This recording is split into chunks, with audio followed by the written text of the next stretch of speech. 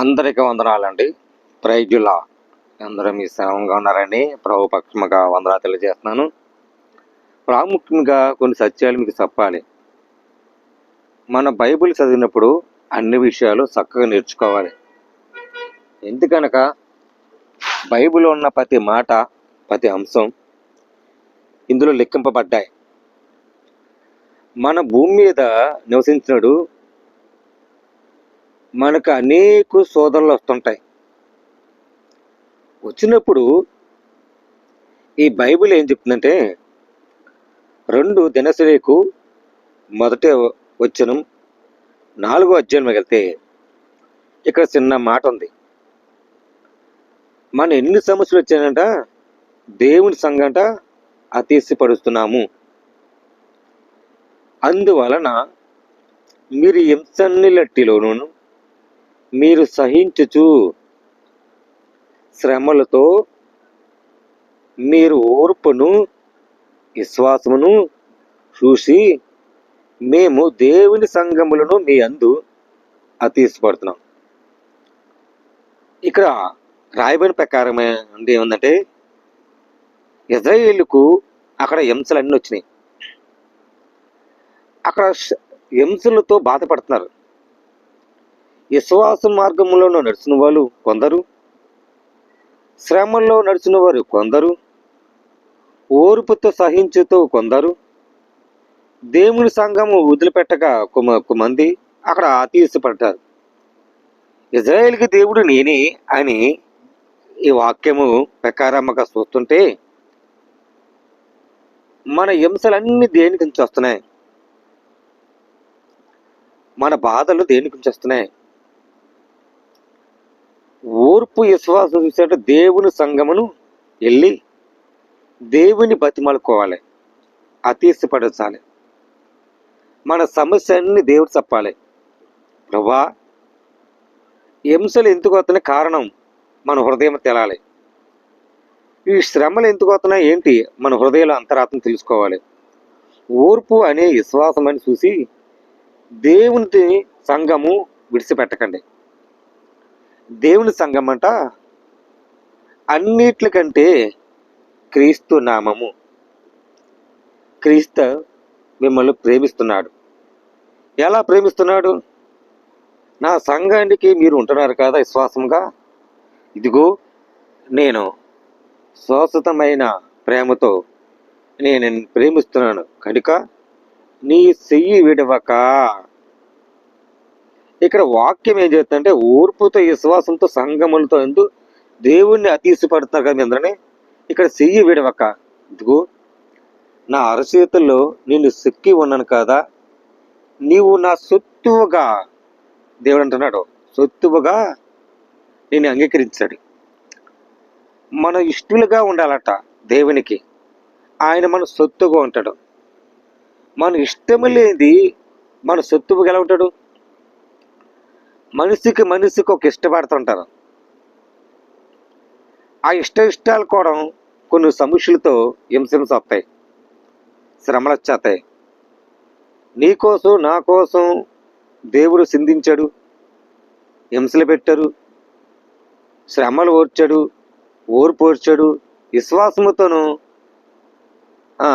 దేవుని మరి తండ్రి చిత్తము మాట ప్రకారముగా తండ్రిని ఒక కుమారుడు ఎలా పంపాడు?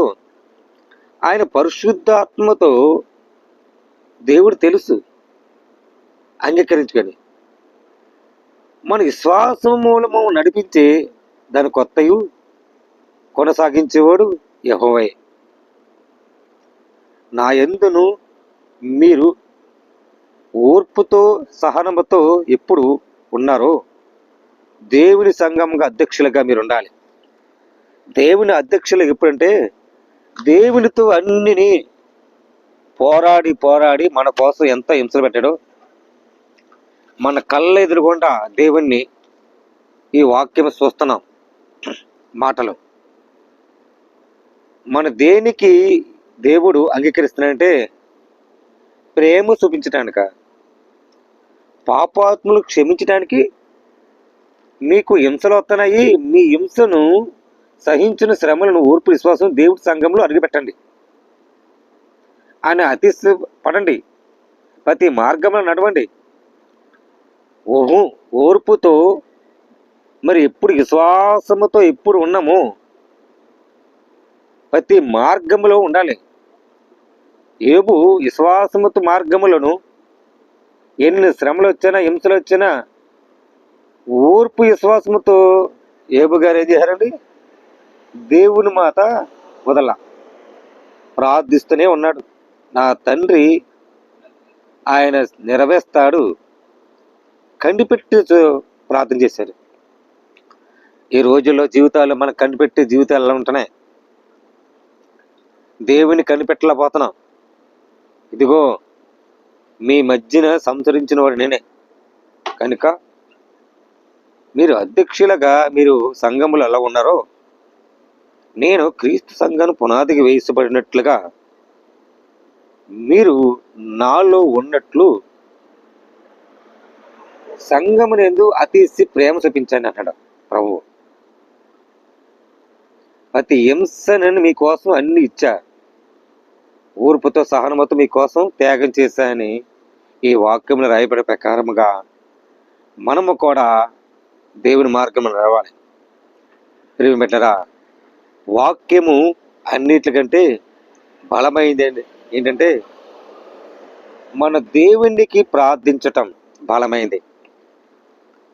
దేవునికి మార్గములను నడిచే సంఘములో నడిపించే మాట విలువ ప్రధాన యాజకుడు ఉన్నాడని, మన మధ్య నివసించే ఉన్నాడని, ప్రతి మాట లెక్క ఉంటుందని మన హృదయంలో ఉన్న అంతరాత్మ అంట దేవుని సంఘములోను ఎందు అతిశయపడుతూ ఉండాలంట. ప్రియమైన బిడ్డలారా, ఈ విషయం మనందరూ తెలుసుకోవాలని ప్రభు పేరట మీరందరికీ పేరు పేరున వందనాలు తెలియజేస్తున్నాను. దేవుడి మాటలు దీవించి ఆశ్రయించిన కాక ఆమేన్. ప్రార్థన చేద్దాం. ప్రేమగల తండ్రి, కృపగల దేవాని స్తోత్రాలు నాయన. అయా మా హింసలన్నీ అయా మా సహించు శ్రమల్లో ఓర్పుతో విశ్వాసముతో మేము చూస్తున్నాం తండ్రి. దేవుని సంఘములు ప్రభు మీ ఎందు ఆశ్రయించబడుతున్నాం తండ్రి. ఈ లోకములో ప్రభు మాకు ఎవలేరయ్యా, సహాయం దయచండి, ఆదరించండి, ప్రేమించండి, నీ స్వరం వినపడినట్లుగా ధరింపచండి ప్రభా. నీ సాక్ష్య వాడుకోమని అడుగుతున్నాను తండ్రి. కృపగల దేవాని స్తోత్రాలు. అనేక బిడ్డల ప్రభా రక్షణ తెచ్చండి. దేశ విదేశాలు ఉన్న ప్రభా నైనా సహోదరులందరినీ ప్రభా అయా నైనా ఓర్పుతో శ్రమలతో ప్రభా నైనా నీ మీద ప్రభా ప్రతి ఒక్కరికి సంఘములు అడిగిపెట్టి విశ్వాసం మూలంగా నడిపించే వాళ్ళు ఎంతమందో ఉన్నారు తండ్రి. వాళ్ళందరి కొరకు ప్రార్థిస్తున్నాం తండ్రి. అయా సహాయం తెచ్చండి, ప్రేమించు, నీ స్వరం వినపడినట్లుగా ధరింపజేయండి ప్రభా. నీ సాక్షి వాడుకోండి, సహాయం తెచ్చండి ప్రభా. ప్రేమగల తండ్రి, కృపగల దేవాని స్తోత్రాలు.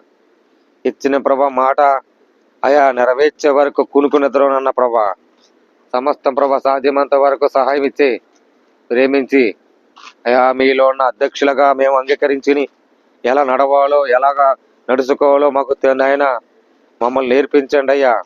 మమ్మల్ని నేర్పించి ప్రభా ప్రతి ఒక్కరికి ప్రార్థిస్తున్నాను తండ్రి. నాయన దేశ విదేశాల్లో ప్రభావ ప్రతి రాష్ట్రంలో తెలుగు ఆత్మీయులు భారతీయులు వాళ్ళందరూ రక్షించి నాయన వాళ్ళందరి కొరకు ప్రార్థిస్తాం. కుటుంబంలో శోధన కొరకు, ఆరోగ్యం కొరకు, బలహీనతల పడిపోయిన కొరకు నాయన బాధతో ప్రభా హింసలతో బాధపడిన వాళ్ళ కొరకు ప్రార్థిస్తాం.